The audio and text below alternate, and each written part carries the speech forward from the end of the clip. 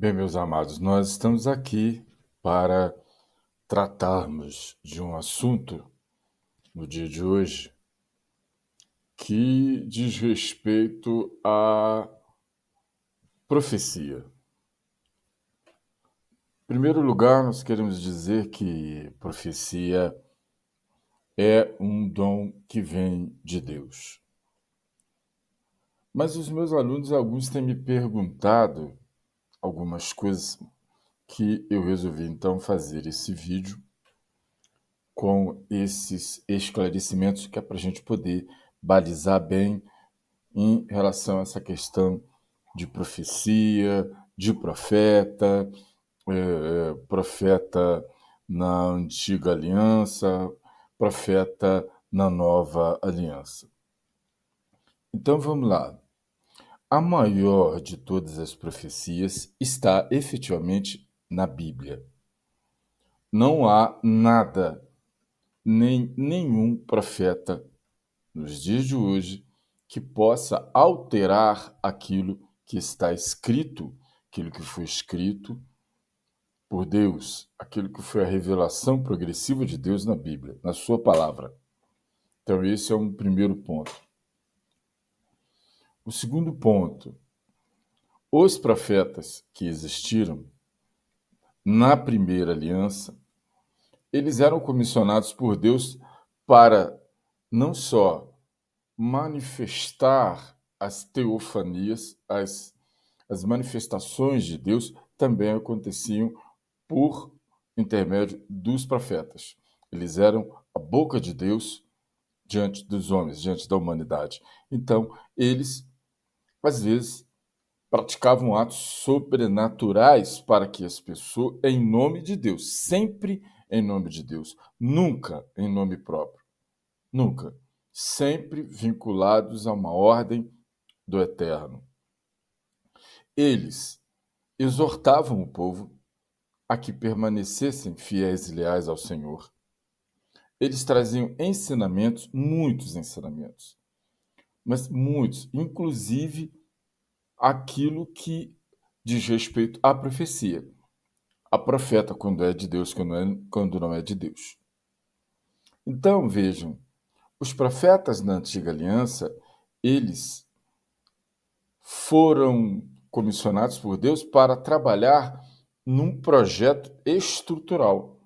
Era aquilo que estava se estruturando até a vinda do maior de todos os profetas, que é o Senhor Jesus de Nazaré. Quando chega no tempo do Senhor Jesus, ele diz assim: porque a lei e os profetas duraram até João. O que ele estava querendo dizer com isso? Ele estava querendo dizer que os profetas daquele tempo encerraram em João. Ou seja, na realidade, o Senhor Jesus estava inaugurando, ele iria inaugurar uma nova dispensação. E nessa nova dispensação haveriam outros profetas. E tanto é que, em Efésios 4:11, o apóstolo Paulo relata que ele subiu e desceu, e descendo deu dons, levou cativo o cativeiro e deu dons aos homens. Esses são chamados dons ministeriais. Dentre esses dons ministeriais está o de profeta. Lá em 1 Coríntios 12, de 7 a 9, estão relacionados os 9 dons que o Senhor também deixou no seu corpo para o membro, para o crente. Ali está relacionado o dom de profecia. Existem outros lugares, outros livros da Nova Aliança falando sobre dons. Existem, claro, mas os fundamentais são esses. Então, vejam, como eu vou saber que uma profecia vem de Deus? Como você identificar? Vamos falar. Nos dias de hoje, o profeta ele não profetiza nada relacionado ao que está escrito na Bíblia.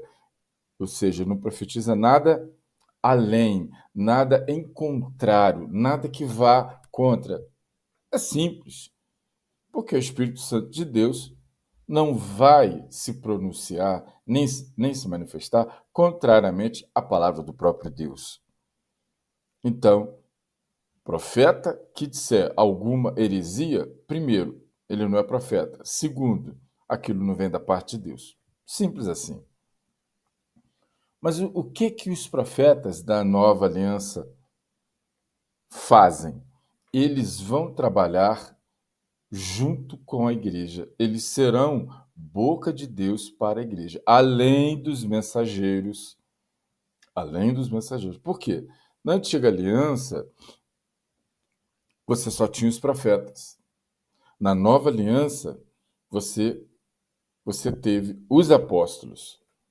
E depois dos apóstolos, você passa a ter aqueles homens que são separados, escolhidos e separados por Deus para exercer a liderança do povo de Deus. Então, assim, a função do profeta na nova aliança, ela interiorizou. Os primeiros profetas trabalharam na construção das bases, da estrutura. Os profetas da nova aliança vão trabalhar da estrutura para dentro, já no interior da estrutura. Então, nesse sentido, posso dizer para vocês que os profetas, eles vão trabalhar em dois níveis. No nível individual, tanto em termos de futuro quanto em termos de presente e passado, no nível individual da pessoa, seja ela crente ou não. E vão trabalhar a nível da igreja, não no sentido daquilo que está na doutrina bíblica, daquilo que foi estabelecido, mas no sentido de consolar, edificar ou exortar a igreja. E aí tendo por base, sim, aquilo que está escrito na palavra de Deus. Então, um primeiro critério, quando uma pessoa recebeu uma profecia, o primeiro critério que seria ideal é saber qual é a condição espiritual desse vaso que está profetizando. Ele está bem espiritualmente? Ele está na posição? Ele está levando uma vida piedosa? Ele anda pautado nas escrituras? Esse seria um primeiro critério. Às vezes, não tem como, não há forma de você saber. Então, você passa para um segundo critério. O que ele está dizendo é contrário, vai contra, está na contramão daquilo que está nas Sagradas Escrituras? É uma pergunta. Porque se estiver, então, pode parar por aí. E um terceiro critério, que é o critério do autoexame, é você ouvir o que ele está falando e julgar. Uns profetizem, outros julguem. Foi isso que o apóstolo falou. Então, você vai julgar, você vai ver se o que ele está falando efetivamente tem a ver com você, com o contexto, com a visão da sua vida que só você e Deus sabem. Então você vai analisar. A questão, no que diz respeito a isso, o maior problema são as profecias que vêm para o futuro. Para o futuro. Eu vou dar um exemplo. Eu mesmo recebi uma profecia fora de igreja, numa situação completamente inusitada, eu e minha esposa. Foi uma profecia que dizia respeito aos meus filhos, aos meninos, só que essa profecia, ela levou 20 anos para se cumprir. 20 anos depois é que a minha esposa lembrou daquela profecia, daquele fato acontecido, onde a pessoa veio e lá ela falou aquilo. Meus filhos, nessa ocasião, tinham 3, 4 anos de idade. Então, essa é uma dificuldade. Aí, o que você tem que fazer numa situação dessa? Tem que fazer igual Maria fez, com tudo aquilo que ela via em relação ao Senhor Jesus. A palavra diz que ela guardava tudo no seu coração. E é isso que você deve fazer. Agora, com relação a fatos que se diz que vai acontecer, por exemplo, daqui a X dias, bota prazo. Aí você tem que ver. Porque se isso não se cumprir, aí se aplica aquilo que o profeta Jeremias falou em relação ao que ao que ao que é profeta, quem não é profeta, o que é profeta. O profeta Jeremias, ele explica isso. Se ele colocar que vai cumprir num prazo X e no prazo X não cumprir, esquece. Esse aí não é profeta. Ele pode ter sido, mas essa profecia não veio de Deus.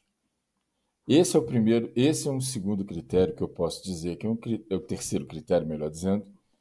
O primeiro é o critério da vida do vaso, que profetiza. Segundo, é o critério escriturístico, se está sendo falado alguma coisa que seja heresia, contrário àquilo que está escrito na palavra de Deus. Então, o terceiro critério seria esse, do autoexame. E eu disse que profecias que são para o futuro são muito difíceis de você julgar. Mas profecias que são para o futuro, mas a pessoa estabelece um tempo aí, nesse tempo, quando ele acontecer o tempo, você pode então julgar se ela aconteceu ou não. A outra coisa dentro ainda desse terceiro critério é saber se aquilo que está sendo falado não é genérico. Cuidado com o genérico. Tem muita gente que vem e diz que tem uma pessoa aqui que está com um problema financeiro gravíssimo. Ora, quem não está passando por problema financeiro? Tem uma pessoa que está aqui que está com um familiar doente em casa. Ora, muita gente pode estar com um familiar doente em casa. Tem uma pessoa aqui que entrou aqui na igreja muito triste no dia de hoje. Meu Deus do céu. As mais das vezes as pessoas chegam na igreja destroçadas, vão para lá para nascer de novo e sair de lá restauradas pelo poder de Deus, pelo poder da palavra, do louvor, enfim. Então, muito cuidado com aquilo que é genérico. Existe muito isso. E o outro critério que eu considero o quarto critério, que também é muito importante. Primeira coisa, profecia não é quase, ela não chega perto, ela não significa. Não, a profecia tem que ser cirúrgica. Profecia vai direto no ponto. E aí eu dou o exemplo do Senhor Jesus. O Senhor Jesus estava caminhando no meio de uma multidão e quando e por onde ele ia, ele arrastava, era 1.000 pessoas, 500.000 pessoas, sempre no mínimo. E dessas caminhadas, dessas trajetórias, ele passa por um lugar e é difícil, você está no meio de uma multidão, é quase que um arrastão. E aí ele vai e olha para cima, olha para uma árvore, e quem é que ele vê naquela árvore? Zaqueu. O que que o Senhor faz?